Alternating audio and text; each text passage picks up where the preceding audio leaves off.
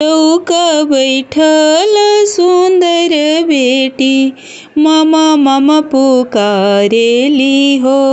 चौका बैठल सुंदर बेटी, मामा मामा पुकारेली हो। मामा कब से पियासल हमरो आमात, इमली ना घोटाइला हो।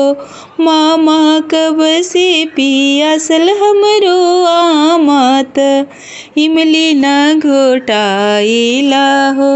चौका बैठल सुंदर बेटी, मामा मामा पुकारेली हो।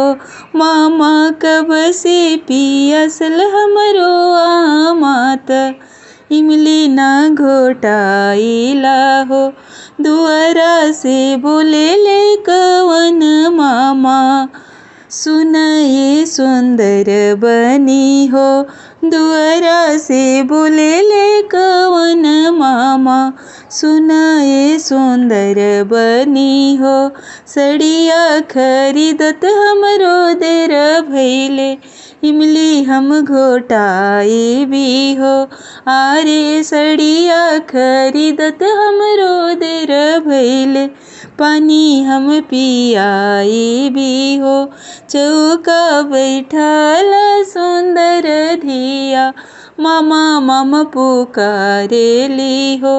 मामा कब से तरासल हमरो आमात, इमली ना घोटाइला हो। आरे कब से पियासल हमरो आमात, इमलिया ना घोटाइला हो।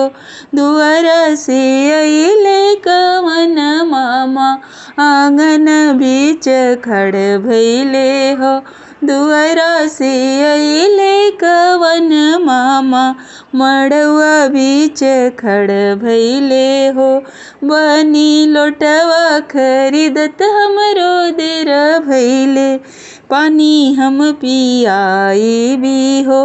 बनी निगवा लियावत हमरो देर भइले, इमली हम घोटाई भी हो।